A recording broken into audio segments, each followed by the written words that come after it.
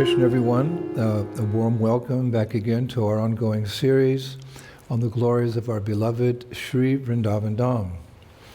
Namo Om Vishnu Padaya Krishna Pashtaya Bhutale Srimati Bhaktivedanta Swami Niti Namane Namaste Saraswati Deve Gauravani Pacharane Nivishesha Shunyavadi Pasvita Deshatarane. All glories to Srila Prabhupada, who is the revealer of the Dham. So today I would like to relate a pastime of Krishna killing a demon. We've been hearing lots of Madhurya Leelas, Krishna's loving pastimes with Sri Radha and her maidservants. But his pastimes of killing demons are no less important or relishable. In his Back to Godhead magazine, dated April 5th, 1960, Srila Prabhupada wrote, and I quote, "These 12 rasas are standard rasas, and Lord Shri Krishna is the embodiment of all these rasas. He is not only the enjoyer of the Madhurya ras, or the Shringara ras, with Srimati Radharani, but he is also the enjoyer of the Vivatsya ras, when he kills asuras like Kamsa and Jarasandha." Unquote. So as we've heard a number of times, when Krishna was in Gokul as a baby for 3.5 years, Kamsa sent a demon every single day to kill Krishna. And we all know the principal demons that Kamsa sent, like Putana, Trinivarta, Akasura, Keshi, etc. But how many others there must have been? Because 3.5 years translates into approximately 1,277 days. So, Kamsa sent at least 1,277 demons to Vrindavan to kill Krishna. So among other things, Krishna is famous as a demon killer. In fact, one of his most famous names is Madhusudan, which translates as the killer of the Madhu demon. It's interesting that in Bhagavad Gita, Krishna is referred to as Madhusudan at least 5 times.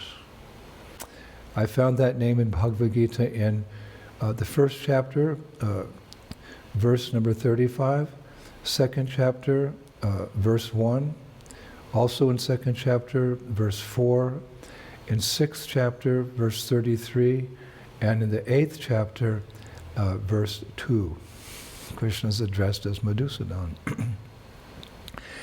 But in my research, I couldn't find a Shastric reference that Krishna himself actually killed a demon named Madhu.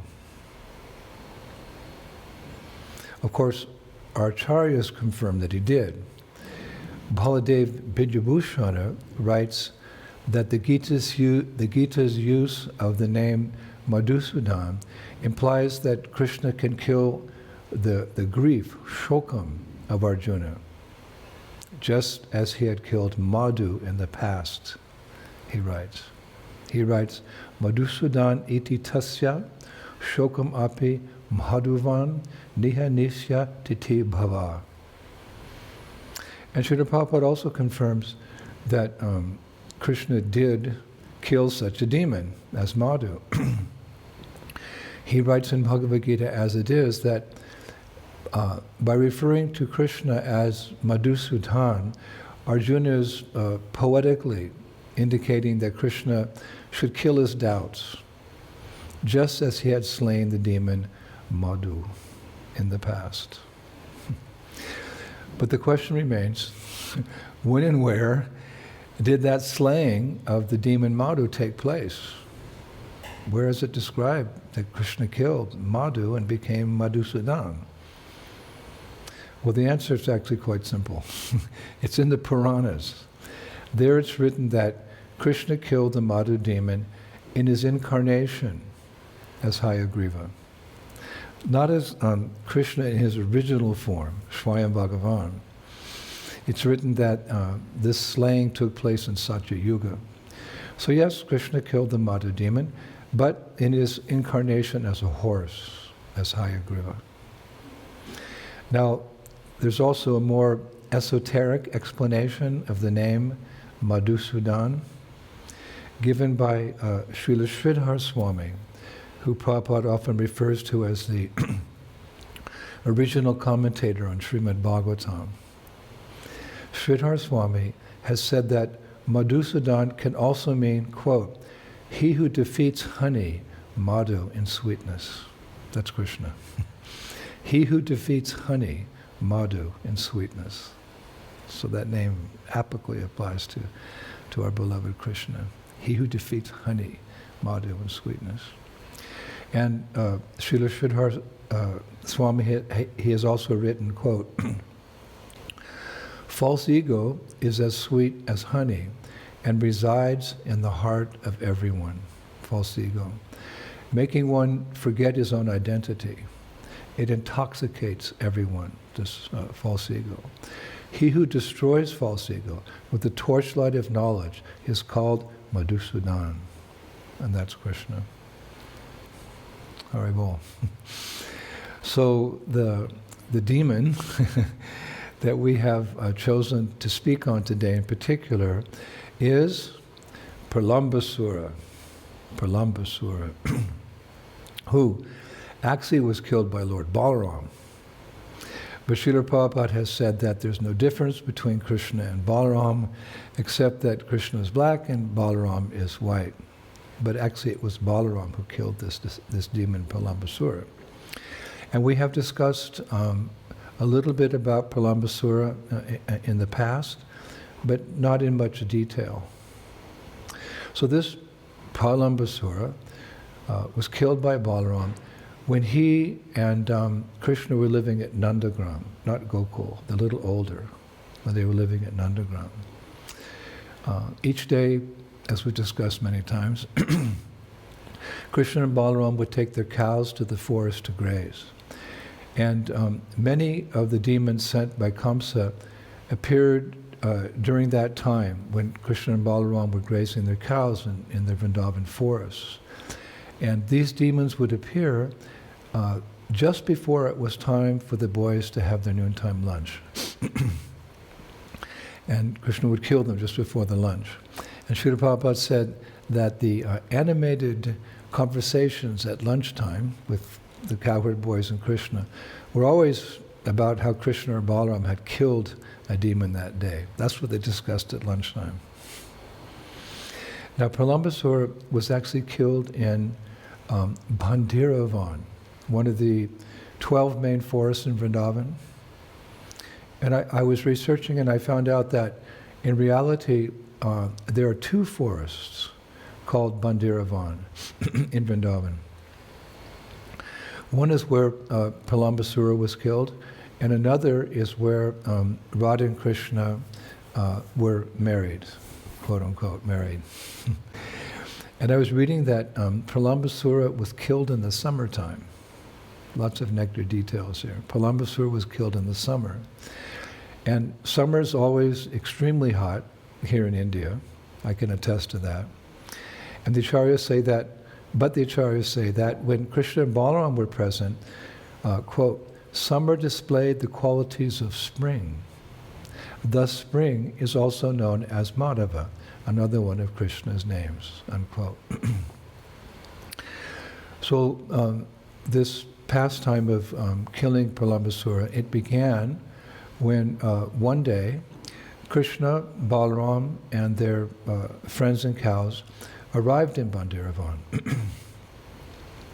It's described that while herding their cows there, the boys first decorated themselves with peacock feathers, leaves, flowers, and buds, and unable to contain their youthful energy, they danced around in ecstasy. And Krishna and Balarama, on the other hand, they sang together, they fed each other fruit, and occasionally called out the names of their many cows. And soon, as was often the case, a wrestling match started. in which the boys paired off and they're grappling with their opponents and they were charging one another. It's described like young bulls. But eventually the boys got tired of fighting and they crowded onto swings, big swings that hung from the branches of the trees, and they swung back and forth. And then later that day, they all ran to a nearby amalaki tree, and collecting armfuls of that amalaki fruit that had fallen to the ground, they started pelting each other with these fruits. And I was reading that the sounds of that fruit fight, you could say, the fruit fight, attracted the cows who had been grazing nearby. So they all came close to see the fun, but they too were hit with these missiles of fruits. So they quickly, it's described, they quickly retreated to a more peaceful pasture, And about all of this cowherd boys' pastimes, Sukadeva Goswami, he says in Srimad Bhagavatam, quote, "In this way, Krishna and Balaram played all sorts of well-known games as they wandered amongst the rivers, hills, valleys, bushes, trees, and lakes of Sri Vrindavan Dham," unquote. Vrindavan is such a nice place. It's also written that, well, Krishna and Balaram played like this with their friends. Demigods like Lord Shiva and great devotees like Narada Muni disguised themselves to play amongst, as cowherd boys, to play amongst the cowherd boys and Krishna. Especially to, it's described, cheer the two brothers on, as well as to taste the ecstasy of these pastimes. They disguised themselves. They wanted to taste the ecstasies of this cowherd boy pastimes.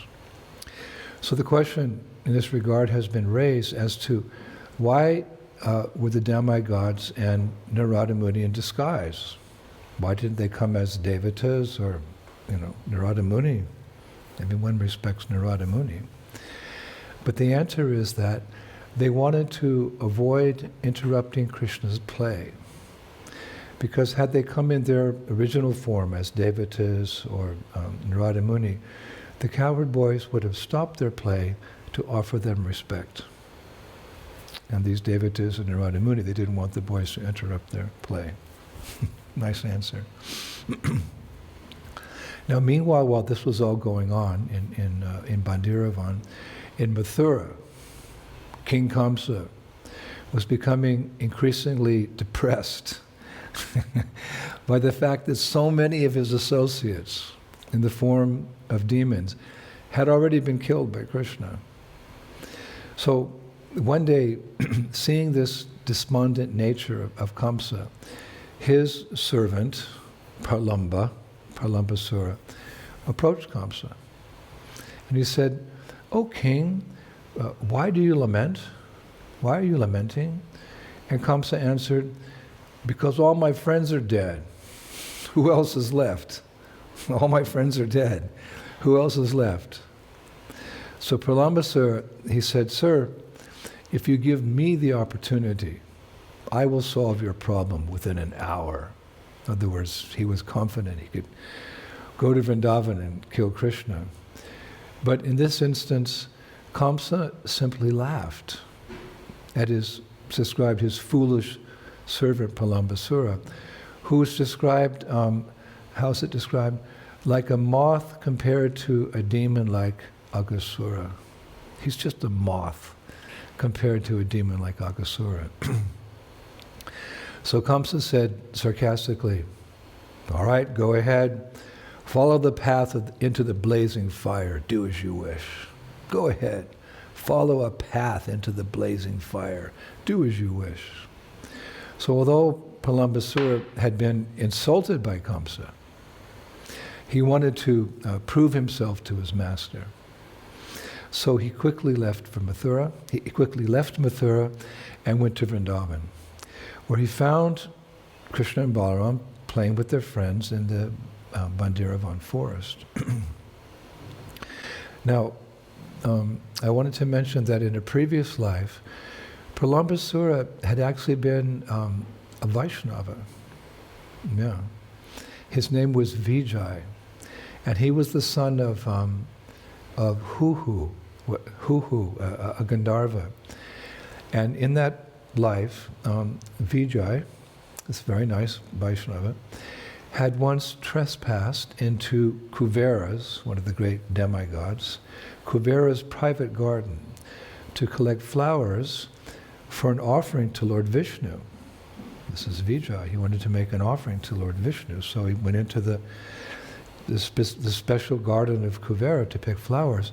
However, he was unaware that Kuvera had made a curse that anyone taking flowers from his garden would be transformed into a demon.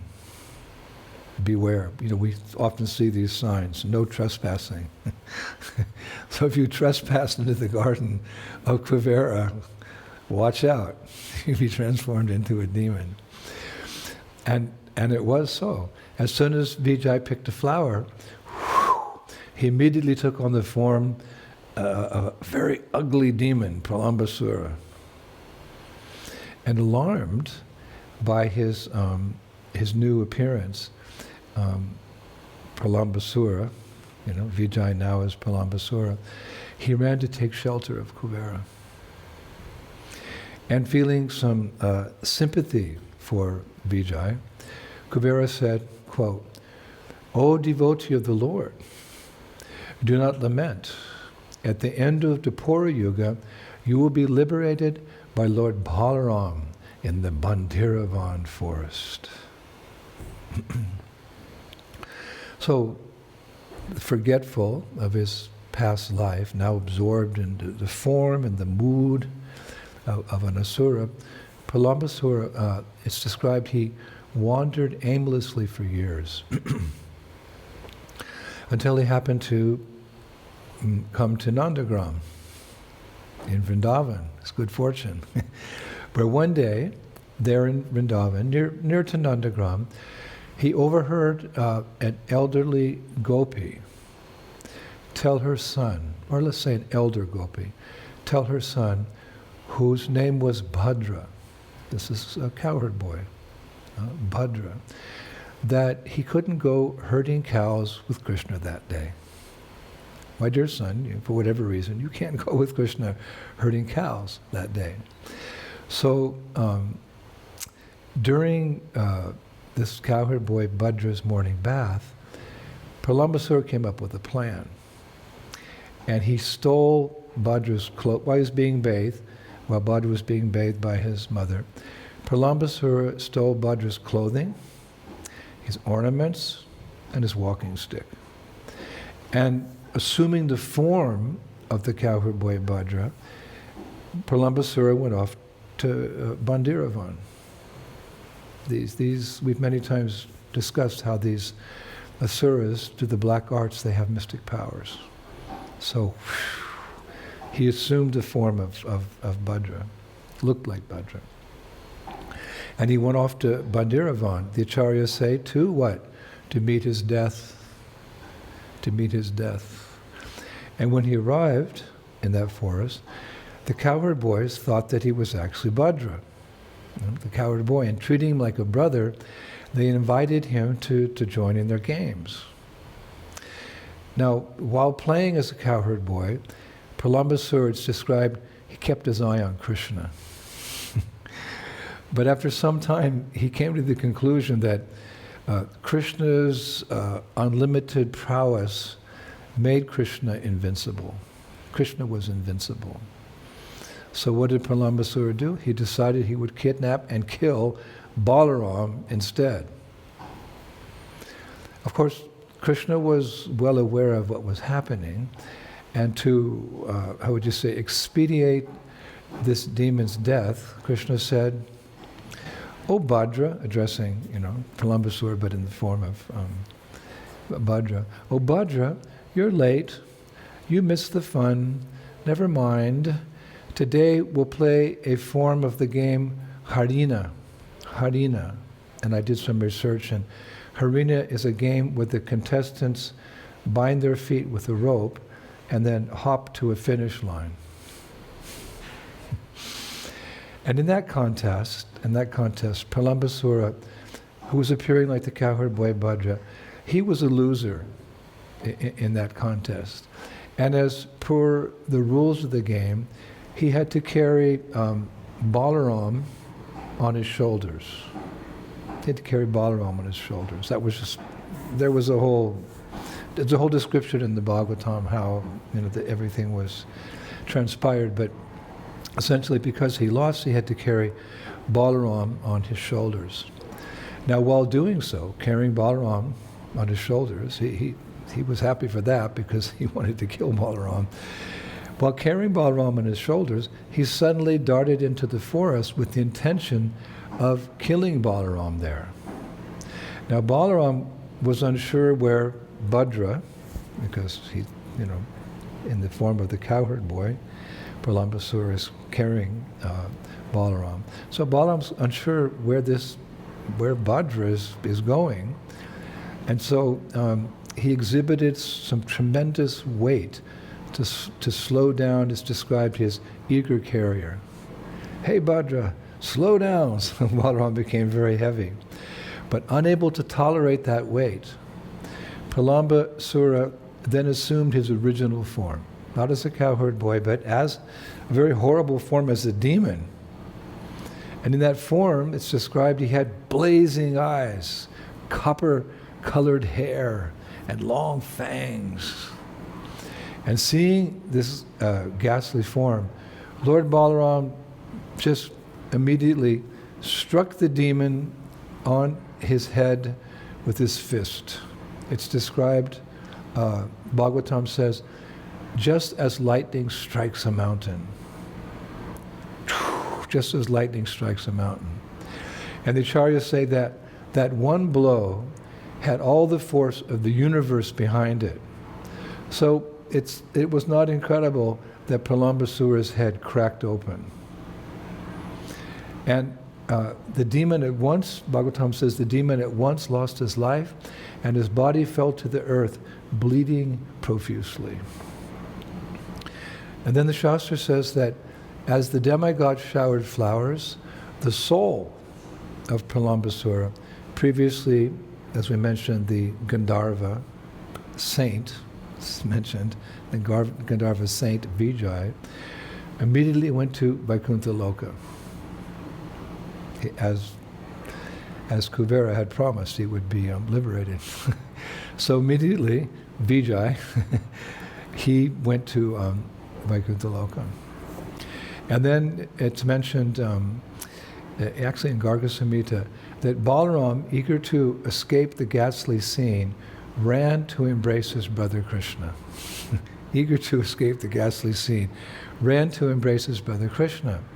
And at that point, the cowherd boys all surrounded Balaram to congratulate him, with, while celestial voices were heard from the sky, glorifying the Lord's display, Balaram's display of incomparable strength. Then the cowherd boys came and again and embraced Balaram with so much love. It's described it was as if he had just come back from the dead. We missed you so much. Where were you? It appeared this demon almost was going to kill you. So they embraced him with so much love. It was as if he had just come back from the dead. So then they again praised him. They offered him profuse blessings, and Bhagavatam says they said, "Well done, my friend, well done." And it's written that because the area around Pralambasura's body was covered in blood, this is described in Garga Samhita, the cowherd boys left it in disgust and returned to their playful pastimes. Now the Garga Samhita and Srimad Bhagavatam both describe this pastime in detail with some slightly different versions, as we know is sometimes the case. And we know that Krishna's pastimes in Braja are repeated over and over again on a daily basis, and again with some variations. Actually, here in Vrindavan, there's a book in the Vrindavan Research Institute called Drishta Siddhanta. Drishti Siddhanta, which is, I've heard, attributed to Balabhacharya, which relates another interesting version of this pastime. Now, regarding Balabhacharya, Srila Prabhupada writes in Srimad Bhagavatam, he writes, quote, "Within the past 500 years, many erudite scholars and acharyas like Jiva Goswami, Sanatana Goswami, Vishwanath Chakravarti, Balabhacharya, and many other distinguished scholars, even after the time of Lord Chaitanya, made elaborate commentaries on the Bhagavatam, and the serious student would do well to attempt to go through them to better relish the transcendental messages." So with Prabhupada's blessings, with the authorization, you could say, I'd like to relate the pastime that Balabhacharya gives in his Drishti Siddhanta about Pralambasura, another interesting version. So therein he says that one day Krishna, Balaram, and all the cowherd boys were playing by the Jamuna when they decided to play, he describes another game, they decided to play tug of war, where they would split into two teams, and each team would stand on either side of the riverbank and pull a rope. And the goal was to pull the other party into the Jamuna, tug of war. So Krishna and Balaram took different sides, but just before the contest was to begin, Krishna heard the sound of the ankle bells of some gopis passing by with their pots of yogurt. And hearing them and then seeing them, Krishna, he desired to leave the game. And just at that moment, by the arrangement of Purnamasi, who, as we know, oversees all these pastimes, Krishna saw a strong-looking boy walking by. Now this boy happened to be Pralambasura, disguised, again, as a cowherd boy. So Krishna looked at him and thought, he looks strong and he could easily replace me. This boy is so strong, he can easily replace me. So he asked this boy to take his place. And this boy agreed. Pralambasura, in the guise of a cowherd boy, he agreed. So then Krishna ran off to be with the gopis. Now, as we know, Pralambasura had come with the intention of killing either Krishna or Balaram. So when the contest started, his plan was he didn't actually pull on the rope very much. And thus his side lost the tug of war. They were all pulled into the Jamuna. And as a result, all the cowherd boys on his team began to blame him for their loss. So he had kind of a sly smile. So he said, okay, as my punishment, I will carry the person on the opposite team who has the most bhala. I will carry that person on the opposite team who has the most bala on my back. So bala means strength. And that, of course, is Lord Balarama. So Pralambasura took Balaram, in this version, on his back and began walking away.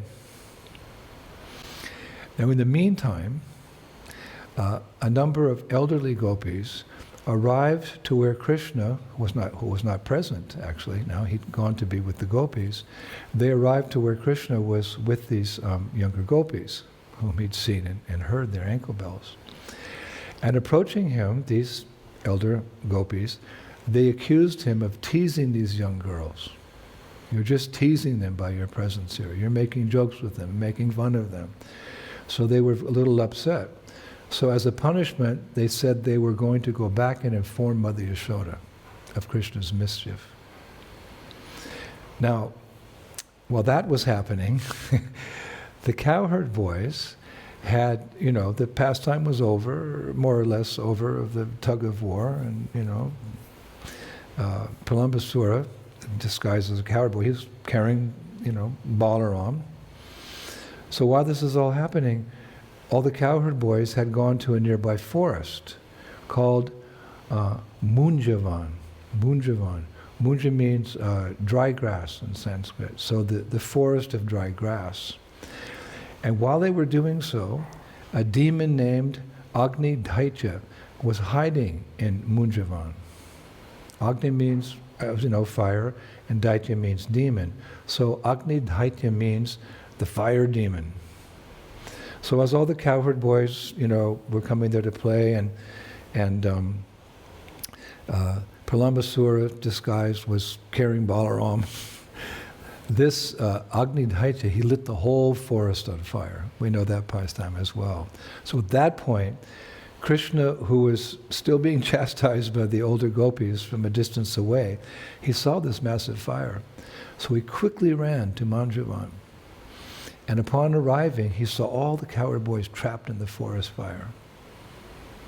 And during this time, Pralambasura had carried Balaram off to some distance away with the intention of killing him. So Krishna arrived, he saw the boys trapped in this forest fire, and as we know, he famously swallowed the whole forest fire. And as he was doing so, Agni Daitya challenged Krishna, saying, "You fool, Krishna, while you are here, Pralambasura has carried your brother Balaram away to kill him." So Krishna just laughed. He said, "My dear Asura, rest assured, my brother Balaram, he'll be fine." And as we know, Balaram was fine. And what's more, he soon killed that great demon, in the same way as described in Garga Samhita, Srimad Bhagavatam. Vallabhacharya says he hit him on the head like that. So he killed that demon, Pralambasura, with a single blow from his fist. So a few different versions, in Garga Samhita, Bhagavatam, and Vallabhacharya, for us to relish today. Krishna's killing the demons. Actually, our acharyas say that Pralambasura was the personification of covered Buddhism, known as Mayavad. And they say that Pralambasura's attempt to steal Balaram represents the Mayavadi philosopher's efforts to disprove the personal identity of the Supreme Brahman, Krishna, as well as to disprove any devotion to him. And Srila Bhaktivinoda Thakur, he says that just as Pralambasura disguised himself to enter amongst the cowherd boys, Mayavadi philosophy itself sometimes enters into the Vaishnava community in the guise of service to Krishna. Something to think about. So, a nice pastime for all of you today, from all of us here in Sri Vrindavan Dham. A few different versions you can meditate on. And we can finish today with a beautiful quote from Srimad Bhagavatam. 10th canto, 12th chapter, text number 11. It's a verse that you may have heard a number of times in Srimad Bhagavatam class. 10, 12, 11. In this way, all the cowherd boys used to play with Krishna, who was the source of the Brahman effulgence for jnanis desiring to merge into that effulgence, who is the Supreme Personality of Godhead for devotees who have accepted eternal servitorship, and who for ordinary persons is but another ordinary child.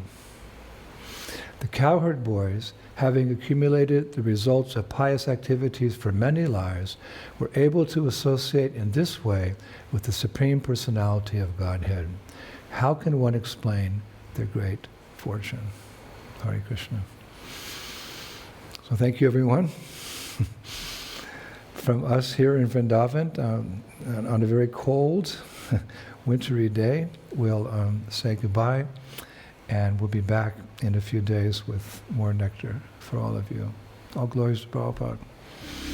Shri Shri Gaur Nitai ki, Shri Shri Krishna Balaram ki, Shri Shri Radharashama Sundar ki, Vrindavaneshwari Srimati Radharani ki, Mayapur Dhamma ki, Shri Shri Gaur Nitai ki, Shri Krishna Sankirtan Yajna ki, the Krishna's marathon all around the world ki, Krishna's marathon around the world ki, Gaur Premanandi, Jai Jai Sisi Radhe.